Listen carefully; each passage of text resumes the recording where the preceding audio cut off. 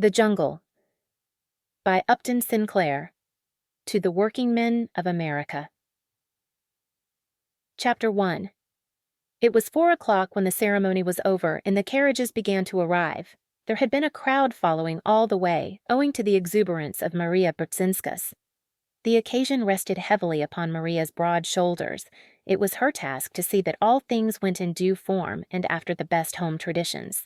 And flying wildly hither and thither, bowling everyone out of the way, and scolding and exhorting all day with her tremendous voice, Maria was too eager to see that others conformed to the proprieties to consider them herself. She had left the church last of all, and desiring to arrive first at the hall, had issued orders to the coachman to drive faster.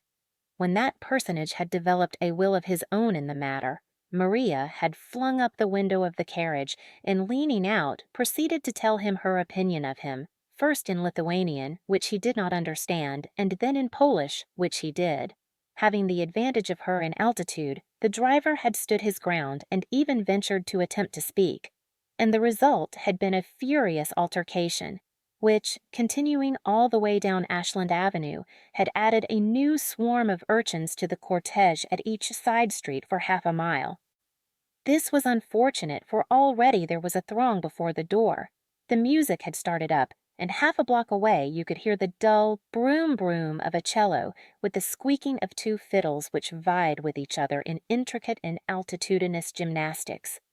Seeing the throng, Maria abandoned precipitately the debate concerning the ancestors of her coachman, and springing from the moving carriage, plunged in and proceeded to clear a way to the hall. Once within, she turned and began to push the other way, roaring, meantime, "Eik, eik, uzdarik Doris," in tones which made the orchestral uproar sound like fairy music. "Zi, graitsunas, pasilinks minimums darzas, Venus, Snapsus, wines and liquors, Union headquarters." That was the way the signs ran. The reader, who perhaps has never held much converse in the language of far-off Lithuania, will be glad of the explanation that the place was the rear room of a saloon in that part of Chicago known as back of the yards. This information is definite and suited to the matter of fact, but how pitifully inadequate it would have seemed to one who understood that it was also the supreme hour of ecstasy in the life of one of God's gentlest creatures, the scene of the wedding feast and the joy transfiguration of little Ona Lukozite. She stood in the doorway, shepherded by Cousin Maria, breathless from pushing through the crowd, and in her happiness painful to look upon. There was a light of wonder in her eyes, and her lids trembled, and her otherwise wan little face was flushed. She wore a muslin dress, conspicuously white, and a stiff little veil coming to her shoulders. There were 5 pink paper roses twisted in the veil, and 11 bright green rose leaves. There were new white cotton gloves upon her hands, and as she stood staring about her, she twisted them together feverishly. It was almost too much for her. You could see the pain of too great emotion in her face, and all the tremor of her form.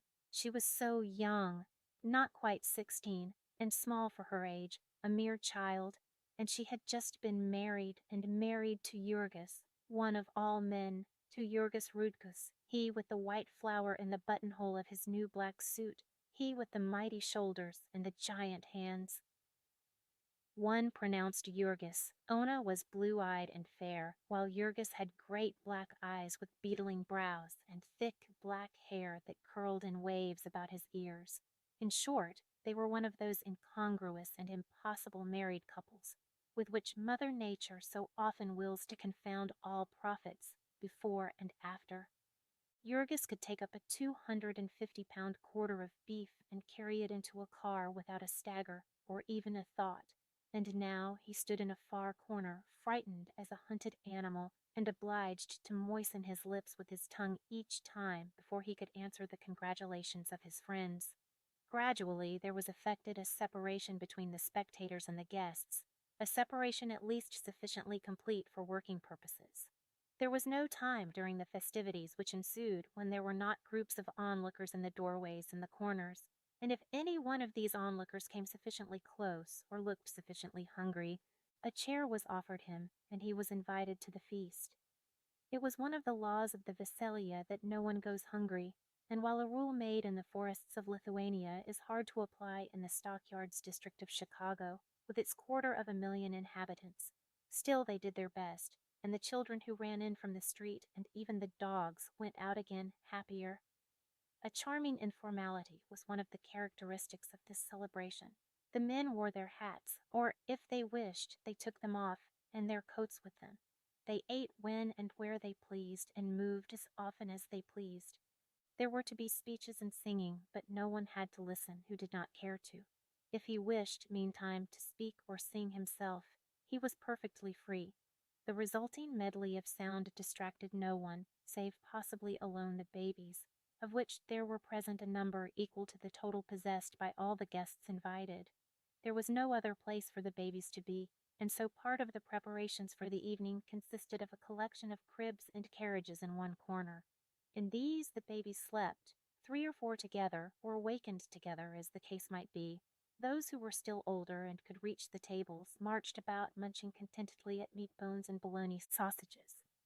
The room is about 30 feet square with whitewashed walls, bare save for a calendar, a picture of a racehorse, and a family tree in a gilded frame.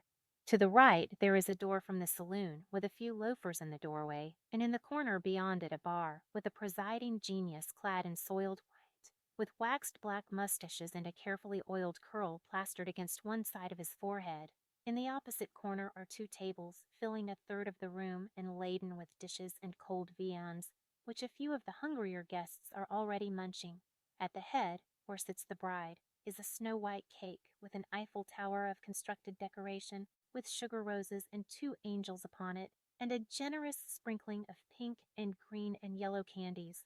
Beyond opens a door into the kitchen, where there is a glimpse to be had of a range with much steam ascending from it, and many women, old and young, rushing hither and thither. In the corner to the left are the 3 musicians, upon a little platform, toiling heroically to make some impression upon the hubbub. Also the babies, similarly occupied, and an open window whence the populace imbibes the sights and sounds and odors. Suddenly some of the steam begins to advance, and peering through it you discern Aunt Elizabeth, Ona's stepmother, Teta Elzbieta, as they call her, bearing aloft a great platter of stewed duck. Behind her is Kotrina, making her way cautiously, staggering beneath a similar burden, and half a minute later there appears old grandmother Mayoshkiana with a big yellow bowl of smoking potatoes, nearly as big as herself. So, bit by bit, the feast takes form. There is a ham and a dish of sauerkraut, boiled rice, macaroni, bologna sausages, great piles of penny buns, bowls of milk, and foaming pitchers of beer. There is also, not 6 feet from your back, the bar, where you may order all you please and do not have to pay for it. Eich, Greitziau, screams Maria Berdzinskas, and falls to work herself, for there is more